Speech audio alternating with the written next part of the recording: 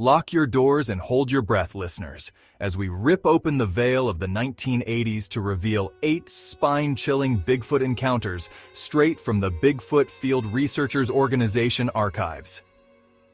These aren't just stories. They're heart-pounding plunges into the unknown, where the line between man and monster blurs in the misty forests and desolate mountains of America's wild heart. From the fog-drenched Pacific Northwest to the shadowy ridges of the Midwest, these true accounts, amplified with viral-ready dread, will leave you questioning what stalks the darkness. Each tale is rooted in real BFRO reports from the 1980s, reimagined to grip your soul and keep you scrolling. So grab your flashlight, check the shadows, and dive into the terrifying legacy of Sasquatch. Encounter 1. The Phantom Screams of Oregon's Umpqua Forest, 1982, Class A, BFRO. Report number 2771. What if a scream in the night wasn't human, but a beast claiming its territory with your fear? In Oregon's Umpqua National Forest, June 1982, logger Tom Haskins camped near Diamond Lake at 5,500 feet. The air thick with pine and midnight chill. Around 2 a.m., a blood-curdling scream, half human, half demon, tore through the silence, shaking the canvas of his tent. Tom, a burly man used to the wild, froze, his breath catching as the scream came again, closer, paired with a stench like rotting flesh. Heavy footsteps crunched the forest floor, circling his camp, each step vibrating through the earth. His campfire flickered, as if afraid to burn. Tom gripped his axe, shouting into the dark, but only a deep growl answered, rattling his bones. His flashlight caught a glimpse, a massive, hairy figure, at least 8 feet tall, its eyes glinting red in the beam, standing just beyond the trees. It swayed, watching him, its silhouette unnatural against the pines. Tom fired a warning shot from his rifle, and the figure bolted, snapping branches in its wake. The screams faded, but the stench lingered until dawn. At first light, Tom found 16-inch footprints with claw-like toes near his camp, too large for any bear, later reported to BFRO. Oregon's over 1,000 sightings echo Tom's terror. Was this a Sasquatch defending its domain? Encounter 2. The Shadow Stalker of Washington's Gifford Pinchot, 1985, Class B, BFRO, report number 3156. What if the woods were alive with eyes that followed your every move, waiting for you to falter? In Washington's Gifford Pinchot National Forest, August 1985, hiker Sarah Mitchell trekked near Mount Adams at 6,000 feet, the twilight casting long shadows. A foul odor, like wet fur and decay, hit her as she set up camp. Suddenly, 3 sharp knocks, like a mallet on wood, echoed from the pines, followed by a low moan that made her skin crawl. Sarah, an experienced outdoors woman, knew no animal made that sound. Her dog, Rusty, growled, hackles raised, staring into the dark. The knocks grew closer, circling her tent, paired with heavy thuds that shook the ground. Sarah's flashlight beam danced across the trees, catching a fleeting shadow, tall, upright, and massive, slipping behind a cedar. A guttural growl rumbled, and Rusty whimpered, cowering. Sarah clutched her knife, heart pounding as the knocks stopped, but the stench intensified. All night she heard twigs snapping and felt eyes boring into her tent. Dawn revealed no tracks in the rocky soil, but a massive branch, freshly broken, lay near her fire, too high for a human to snap. BFRO's Washington database, with over 2,000 sightings, records similar wood knocks in the area. Was Sarah stalked by a Gifford Pinchot Sasquatch? The mountains keep their secrets. Encounter 3. The Midnight Watcher of California's Trinity Alps, 1987, Class A, BFRO report number 3492. What if a creature stared into your soul from the darkness, its gaze promising no escape? In California's Trinity Alps wilderness, July 1987, camper Jose Ramirez pitched his tent near Trinity Lake at 4,000 feet, the stars bright but the air heavy. At midnight, a rancid smell, like spoiled meat, woke him, and his lantern flickered as if struggling to stay lit. A low growl echoed from the ridge above, and Jose's heart raced as he unzipped his tent. There, silhouetted against the moon, stood a towering figure, 9 feet tall, its shaggy fur rippling, eyes glowing like coals in the dark. It stared directly at him, unblinking, its presence suffocating. Jose grabbed his hunting rifle, shouting, but the creature didn't budge. It stepped closer, its massive arms swinging, dislodging rocks that tumbled down the slope. A second growl, deeper, shook the air, and Jose's dog bolted into the tent, trembling. He fired into the sky, and the figure vanished into the trees, its heavy footsteps fading. At dawn, Jose found 17-inch tracks with dermal ridges near the ridge, reported to BFRO, and later studied by local cryptozoologists. California's over 1,600 sightings, many in the Alps, mirror Jose's dread. Was this the Trinity Sasquatch or something darker? The wilderness whispers only fear. Encounter 4. What if a howl in the night marked you as prey for a creature that vanished into the snow? In Michigan's Upper Peninsula, December of 1983, trapper Carl Evans camped near Lake Superior at 1,500 feet, the snow just blanketing the pines. Past midnight, a bone-chilling howl, deep, resonant, and honestly unlike any wolf, shattered the silence, echoing across that frozen lake. Carl, a real veteran of the wild, clutched his shotgun as the howl came again, closer this time, paired with a musky stench that burned his throat. Heavy footsteps crunched in the snow circling his camp, each step deliberate and menacing. Carl's fire cast these eerie shadows, and his flashlight caught a glimpse, a tall, upright shape moving between the trees, its fur almost blending with the blizzard. A low growl vibrated through the ground and Carl shouted, but the howl answered, closer now. He fired a warning shot, and the footsteps stopped, but that stench, it lingered. All night he heard distant thuds and snapping branches. By dawn there were no tracks in the fresh snow, an impossibility. But a pine was splintered 8 feet up, way beyond a bear's reach. BFRO's Michigan reports, numbering over 200, note similar howls. Was Carl hunted by a Yooper Sasquatch? The snow hides the truth. Encounter 5. What if the desert silence concealed a monster that turned your solitude into terror? In Arizona's Superstition Mountains, March of 1989, prospector Lena Ortiz hiked near Weaver's Needle at 4,500 feet, seeking gold in the moonlit dunes. As night fell, a foul odor, like damp fur and earth, choked her, and her mule snorted, eyes wild. A deep grunt echoed off the canyon walls and Lena froze, spotting a massive figure atop a boulder, 8 feet tall, its reddish fur glinting, eyes like twin flames in the dark. It watched her swaying, its presence just heavy with menace. Lena's hand shook on her pickaxe as the creature stepped down, sending pebbles skittering. A twig snapped behind her. She spun, seeing nothing but felt eyes everywhere. The grunt grew into a roar, and Lena ran, stumbling over rocks, the roar chasing her. She reached her camp, fire blazing, but heavy thuds circled all night. Dawn revealed a 15-inch footprint in the sand, its toes unnaturally long, reported to BFRO. Arizona's 200-plus sightings, many in the superstitions, echo Lena's fear. Was this the Mogollon monster's cousin? The desert's silence screams dread. Encounter 6. What if the fog hid a creature that turned your hike into a heart-stopping chase?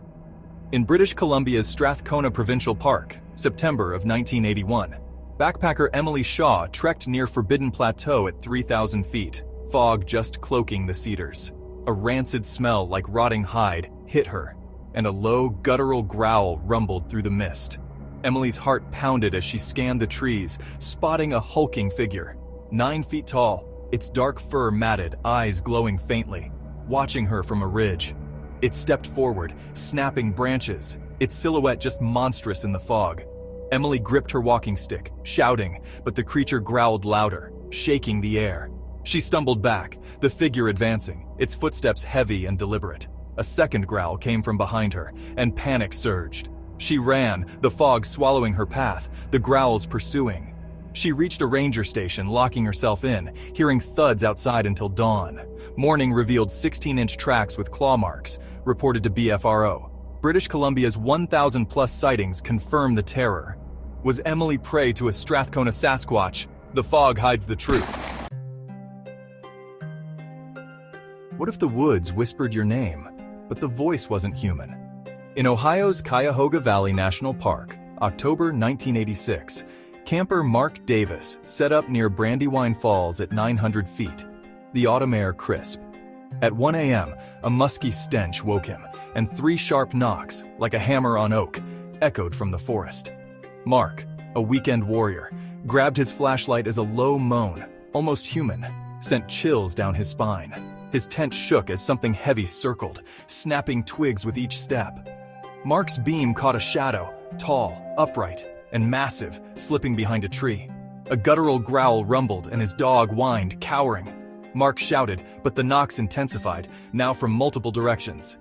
He stayed awake, heart racing, hearing thuds until dawn. Morning showed no tracks on the hard ground, but a boulder near his tent was overturned, impossible for a man. BFRO's Ohio reports, over 300, note similar knocks. Was Mark surrounded by a Cuyahoga Sasquatch clan? The valley's silence roars with mystery. What if a creature's stare froze you in place, its presence turning the mountains into a nightmare? In Colorado's San Juan Mountains, July 1984, mountaineer Rachel Holt climbed near Silverton at 10,000 feet, the peaks bathed in twilight. A foul odor like wet fur and decay hit her, and a deep grunt echoed off the cliffs. Rachel's pulse raced as she spotted a massive figure, 8 feet tall, its brown fur blending with the rocks, eyes glinting like stars, watching her from a ledge. Its arms hung low, swaying, radiating raw power.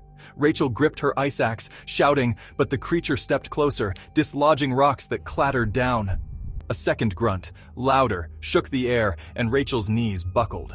She backed away, the figure tracking her every move, its gaze unrelenting. She stumbled to her camp, hearing heavy footsteps trailing her. At dawn, she found 14-inch tracks with dermal ridges, reported to BFRO. Colorado's more than 400 sightings, many in the San Juans, mirror Rachel's terror. Was this a San Juan Sasquatch or a mountain phantom? The peaks hold only fear.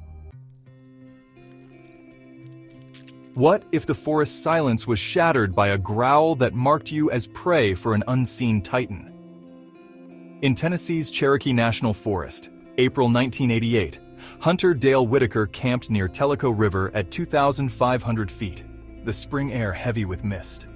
Around 3 a.m., a guttural growl, low, primal, and earth-shaking, ripped through the night, jolting Dale from sleep. A seasoned marksman, he knew no bear or cougar could unleash such a sound. A rancid stench, like rotting hide, flooded his tent, and heavy footsteps thudded outside, snapping branches with each deliberate step. His campfire sputtered, as if cowering from the unseen menace. Dale clutched his rifle, heart hammering, as the growl came again, closer, vibrating through his chest. His flashlight beam pierced the dark, catching a glimpse, a massive, shaggy figure, at least 8 feet tall, its eyes glinting like embers, looming just beyond the pines. It swayed, watching him, its silhouette twisted against the moonlit fog. Dale fired a warning shot, the crack echoing, and the figure vanished, its footsteps pounding into the distance. At dawn, he found 15-inch footprints with claw-like toes pressed into the muddy riverbank, reported to BFRO. Tennessee's more than 300 sightings, many in the Cherokee, echo Dale's terror. Was this a Sasquatch staking its claim? The forest's silence screams with secrets. Encounter 10. The Night Stalker of Idaho's Selway Bitterroot Wilderness, back in 1980. Class B, BFRO, report number 2654.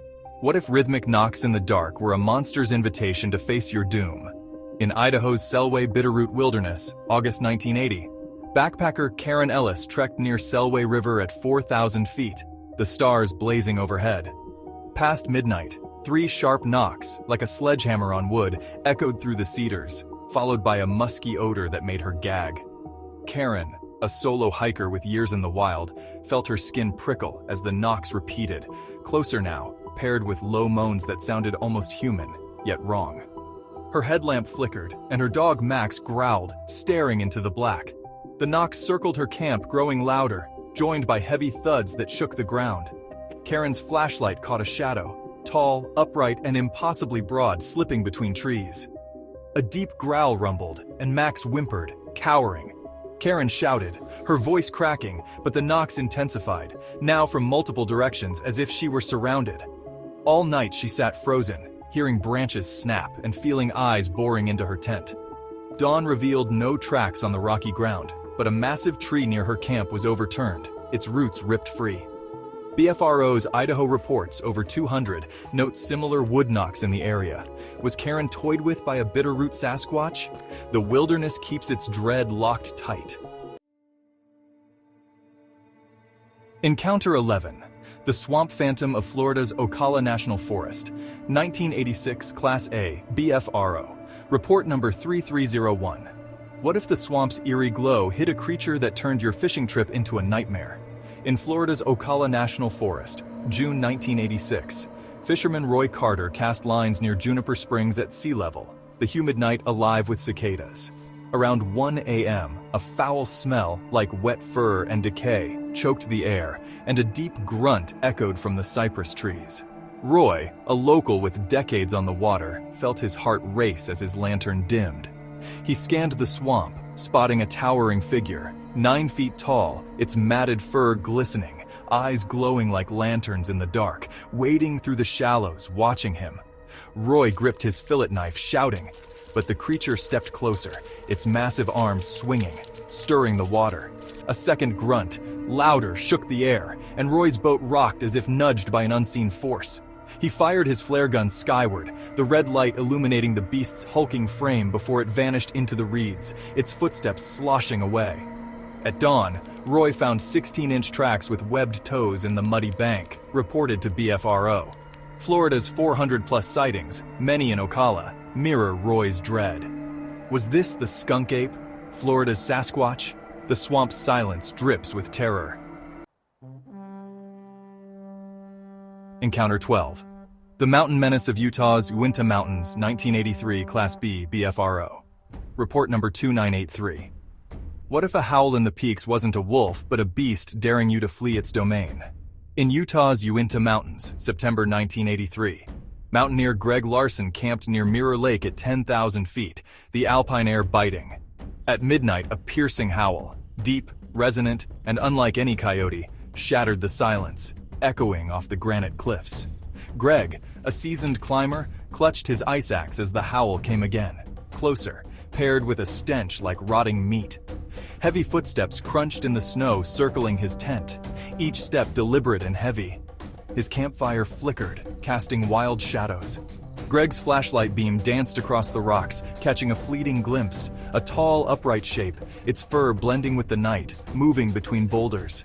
A low growl vibrated through the ground, and Greg shouted, but the howl answered, now from behind.